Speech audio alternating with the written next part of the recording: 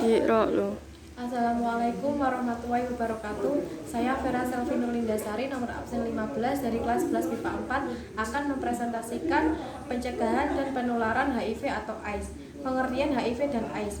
HIV atau Human Immunodeficiency Virus adalah virus yang menyerang sistem kekebalan tubuh yang selanjutnya melemahkan kemampuan tubuh melawan infeksi dan penyakit.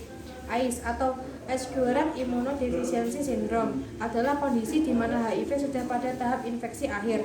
Ketika seseorang sudah mengalami AIDS, maka tubuh tidak lagi memiliki kemampuan untuk melawan infeksi yang ditimbulkan. Faktor resiko HIV dan AIDS. Kelompok orang yang lebih beresiko terinfeksi antara lain orang yang melakukan hubungan intim tanpa kondom, baik hubungan sesama jenis maupun heteroseksual, orang yang sering membuat tato atau melakukan tindik, orang yang terkena infeksi penyakit seksual lain, pengguna narkotika suntik. Penyebab HIV dan AIDS. Di negara Indonesia, penyebaran dan penularan HIV paling banyak disebabkan melalui hubungan intim yang tidak aman dan bergantian menggunakan jarum suntik yang tidak steril saat memakai narkotika. Seseorang yang terinfeksi HIV dapat menularkannya kepada orang lain bahkan sejak beberapa minggu sejak tertular. Semua orang beresiko terinfeksi HIV. Gejala HIV dan AIDS. Tahap pertama, pengidap akan mengalami nyeri mirip seperti flu beberapa minggu setelah terinfeksi selama 1 hingga 2 bulan. Dapat tidak menimbulkan gejala apapun selama beberapa tahun. Dapat timbul demam, nyeri tenggorokan, ruam, pembekakan, kelenjar getah bening, diare, kelelahan, nyeri otot, dan sendi. Tahap kedua, umumnya tidak menimbulkan gejala lebih lanjut selama bertahun-tahun. Virus terus menyebar dan merusak sistem kekebalan tubuh. Penularan infeksi sudah bisa dilakukan pengidap kepada orang lain, berlangsung hingga 10 tahun lebih. Tahap ketiga, daya tahan pengidap rentan sehingga mudah sakit dan akan berlanjut menjadi AIDS. Demam terus-menerus lebih dari 10 hari, merasa lelah setiap saat, sulit bernafas, diare yang berat dan dalam jangka waktu yang lama, terjadi infeksi jamur pada tenggorokan, mulut, dan vagina, timbul bintik ungu pada kulit yang tidak akan hilang nafsu makan sehingga berat badan turun drastis. Diagnosis HIV dan AIDS. Tes HIV harus dilakukan untuk memastikan seseorang mengidap HIV atau tidak.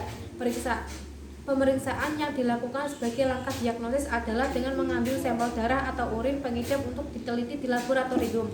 Tes antibodi bertujuan mendeteksi antibodi yang dihasilkan tubuh untuk melawan infeksi HIV. Tes antigen bertujuan mendeteksi protein yang menjadi bagian dari virus HIV yaitu P24. Hitung sel CD4. CD4 adalah bagian dari sel darah putih yang dihancurkan oleh HIV. Pemeriksaan viral load atau HIV RNA bertujuan untuk menghitung RNA bagian dari virus HIV yang berfungsi untuk menggandakan diri. Tes resistensi atau kekebalan dilakukan untuk menentukan obat anti-HIV jenis apa yang tepat bagi pengidap. Pengobatan HIV dan AIDS. Meskipun sampai saat ini belum ada obat untuk menyembuhkan HIV, tetapi ada jenis obat yang dapat memperlambat perkembangan virus. Jenis obat ini disebut antiretroviral atau ARV.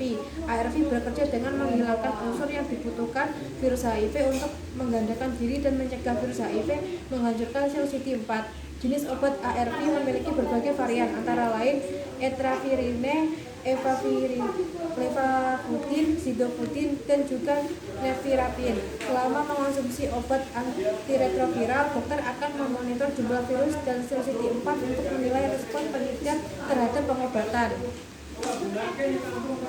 Pencegahan HIV dan AIDS. Terdapat beberapa upaya yang bisa dilakukan untuk mencegah penularan HIV dan AIDS, antara lain gunakan jarum suntik yang steril, hindari seks bebas, lakukan vaksin, bersikap jujur kepada pasangan jika mengidap positif HIV, bersunat untuk mengurangi resiko infeksi HIV. Sekian presentasi dari saya. Wassalamualaikum warahmatullahi wabarakatuh.